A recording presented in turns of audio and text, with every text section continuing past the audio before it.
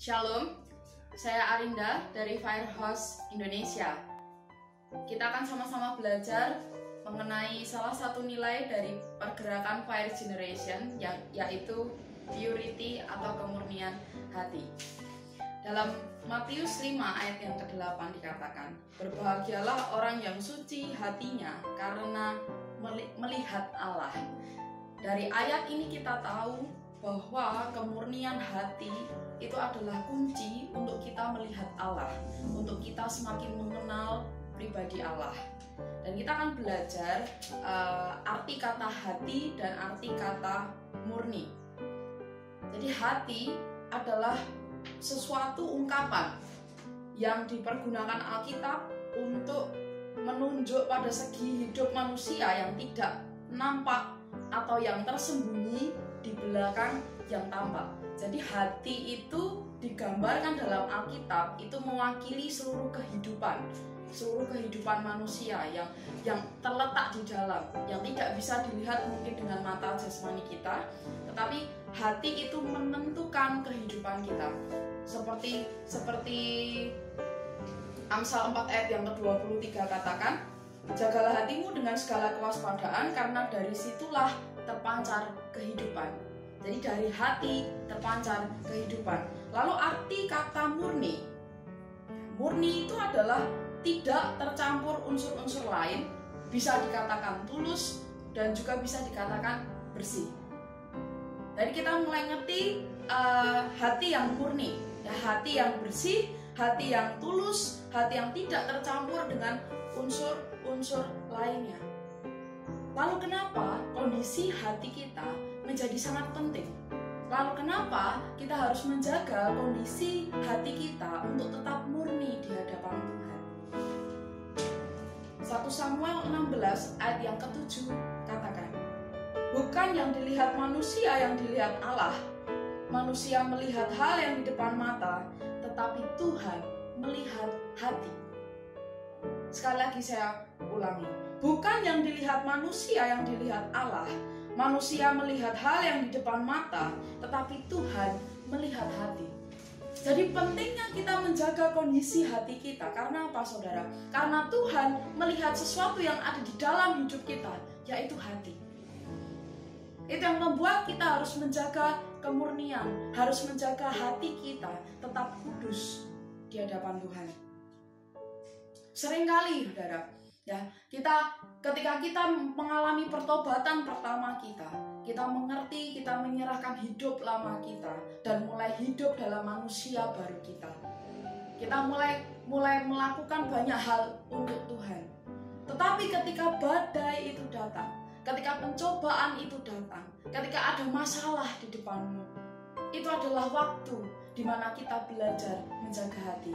Itu adalah waktu di mana kita belajar untuk menjaga kekudusan dalam hidup kita. Karena pencobaan yang terjadi, ya, yang muncul dari luar, yang ada atau keadaan yang tidak baik di luar, saudara, itu semua terjadi untuk memunculkan yang murni, sesuatu yang murni yang dari dalam hidup saudara.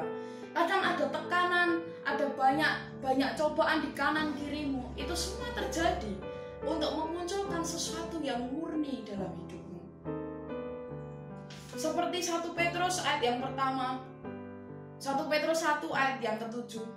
"Maksud semuanya itu ialah untuk membuktikan kemurnian imanmu yang jauh tinggi nilainya daripada emas yang fana, yang diuji kemurniannya dengan api, sehingga kamu memperoleh puji-puji dan kemuliaan dan kehormatan pada hari Yesus Kristus menyatakan dirinya." Jadi setiap pencobaan yang terjadi di sekitarmu, keadaan yang tidak enak, tekanan yang terjadi, itu hanya untuk memunculkan sesuatu yang murni dalam hidupmu.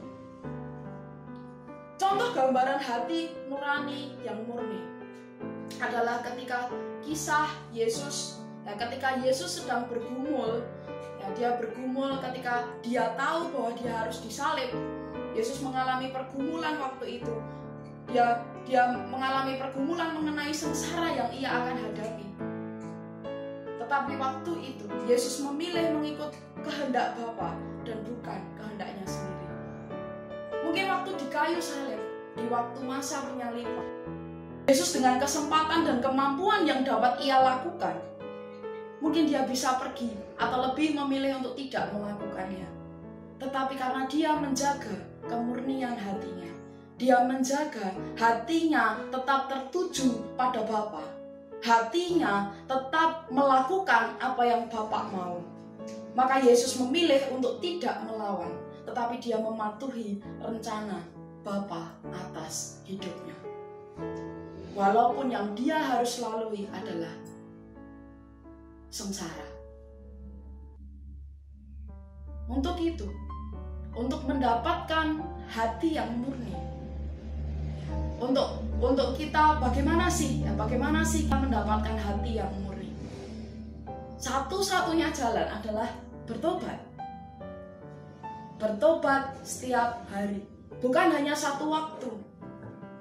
Bukan hanya sekali kita mengalami Tuhan dan kita merasa bahwa kita sudah murni, bahwa kita sudah kudus. Kalau kita mau sesuatu yang murni, itu harus diuji. Untuk kita mengerti betapa berharganya sebuah batu, saudara, ya, itu harus dipanaskan, harus diuji sampai nanti kita ngerti bahwa batu ini adalah batu yang mahal harganya atau sangat berharga. Jadi ketika mungkin sekali kita pernah mengalami pertobatan, engkau pernah mengalami perjumpaan pribadi dengan Tuhan. Tetapi ketika banyak tekanan yang tadi saya sudah katakan, tekanan mulai datang, banyak hal konflik dalam hidupmu, ada banyak pilihan antara dunia atau surga. Apakah mata kita terus tertuju seperti Yesus tadi? Dia tahu yang di hadapan dia, yang diperhadapkan di depannya itu adalah sengsara, salib. Tetapi Yesus lebih memilih untuk taat. Dia lebih memilih untuk menjaga kemurnian hatinya. Tetapi seringkali kita sebagai manusia, kita lebih memilih untuk menyukakan dunia daripada menyukakan hati Tuhan. Kita lebih memilih untuk mengikuti sesuatu yang enak bagi jasmani, tetapi itu melukai hati kita tanpa kita sadari. Nah, itu yang membuat bertobat setiap hari itu penting untuk kita lakukan untuk menjaga kemurnian hati kita. Seringkali manusia itu menginginkan yang baru. Kau menginginkan hati yang baru. Kau menginginkan kemurnian hati dalam hidupmu, tetapi kau tidak mau mengosongkan yang lama. Aneh ya kita itu ya. Kita mau yang baru, tetapi kita tidak mau mengosongkan yang lama. Kalau kita ngerti bahwa kita mau hati yang murni, atau kita mau hidup kita yang baru, yang harus kita lakukan adalah mengosongkan yang lama, mengosongkan hidup kita dari dunia, mengosongkan dari semua kenikmatan yang dunia itu boleh tawarkan untuk menemukan kemurnian hati. Seringkali kita berusaha mengerti Yesus, kita berusaha untuk mengerti hati Yesus, sementara kita masih banyak yang lain dalam tanda kutip dalam hidup kita. Yesus tahu, Yesus mengambil keputusan yang benar dalam hidupnya, karena tidak ada yang lain dari hidupnya. Yang ada cuma Bapa dalam hidupnya. Itu yang membuat dia mengerti hati Bapaknya. Kalau kita mau mengerti hati Tuhan, saudara, sementara masih banyak yang lain dalam hidup kita, itu membuat kita tidak mengenali atau bahkan tidak mengerti apa yang Tuhan mau dalam hidup kita. Jadi, saudaraku, saya ingatkan kembali Matius 5 ayat yang ke-8. Berbahagialah orang yang suci hatinya, karena melihat Allah. Kalau kita ngomong tentang kemurnian hati, tidak ada kepentingan apapun, saudara, ketika engkau melakukan kehendak Bapa. Ketika kita pelayanan, ya, ketika kita melakukan perkara yang luar biasa di luar sana, satu hal, kita tidak punya kepentingan yang lain, bukan untuk gagah dan kuat kita, tetapi hanya untuk kemuliaan nama Tuhan.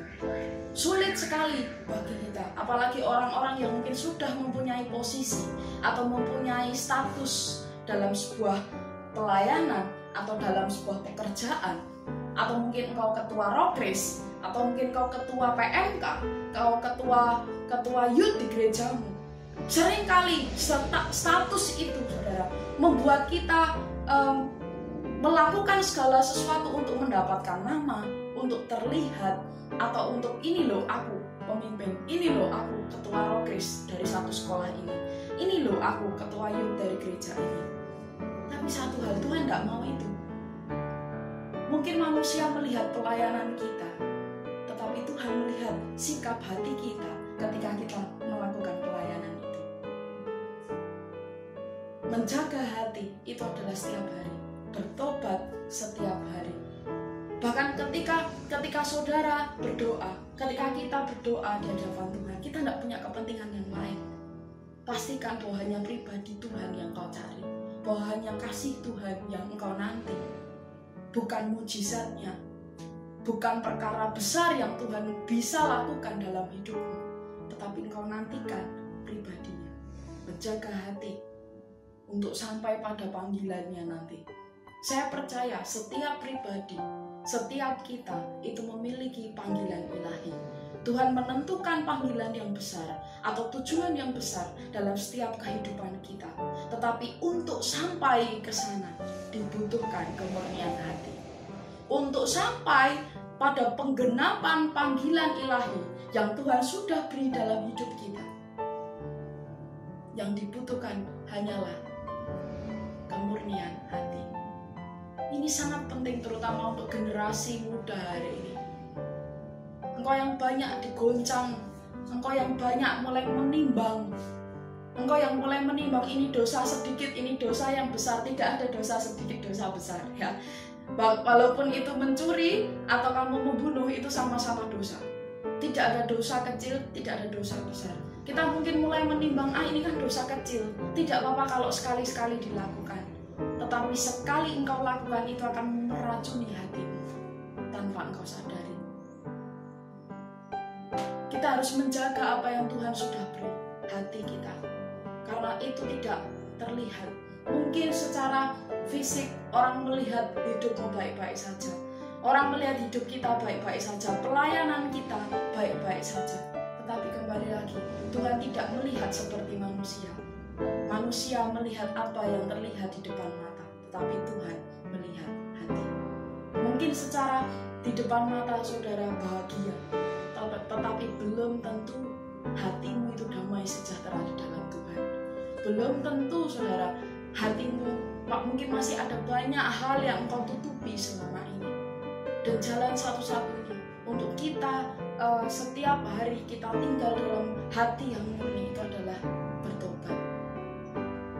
Jadi hati yang murni, berbahagialah orang yang suci hatinya karena melihat Allah. Saya berdoa buat saudara yang menyaksikan video ini, bahwa ketika engkau melihat ini, saya berdoa hatimu dibukakan Tuhan, hatimu dibuka, dan Tuhan akan menyelidiki apa yang selama ini engkau sembunyikan. Roh Kudus akan menyelidiki semua apa yang engkau tutup-tutupi dalam hidupmu. Maka ketika engkau belajar untuk membukanya, akan ada kesembuhan di sana, akan ada sesuatu yang baru. Ketika engkau mengosongkan hidupmu dari dunia, ketika engkau mengosongkan hidupmu yang lama, engkau mengosongkan yang lama, itu artinya engkau siap untuk menerima sesuatu yang baru. Itu waktunya engkau menemukan sebuah gairah yang baru ketika engkau berhubungan secara pribadi dengan Tuhan. Ngomong hubungan dengan Tuhan, nah, itu bukan hanya ketika engkau sakit, engkau butuh sembuh lalu engkau berdoa. Ketika engkau banyak masalah, engkau butuh didoakan dan engkau berseru di hadapan Tuhan, Tuhan tolong aku. Tetapi ngomong hubungan dengan Tuhan itu setiap hari, saudara. Kembali lagi, hubungan yang murni, hubungan yang tulus. Kau tidak punya kepentingan apapun, bahkan tidak mencari mujizat sekalipun, tetapi yang kau cari adalah pribadi Tuhan. Saya berdoa biarlah Tuhan bertemu, Tuhan temui saudara di di rumah kalian masing-masing. Tuhan menyentuh hidupmu satu persatu yang ada di rumah, dan Tuhan katakan bahwa ini aku begitu mengasihimu dan aku begitu merindukanmu. Mari saudara, buka hatimu lebih lagi, buka hatimu lebih lagi untuk mengenal, untuk melihat pribadi Tuhan. Sekian apa yang bisa saya bagikan buat hari ini. Terima kasih, Tuhan Yesus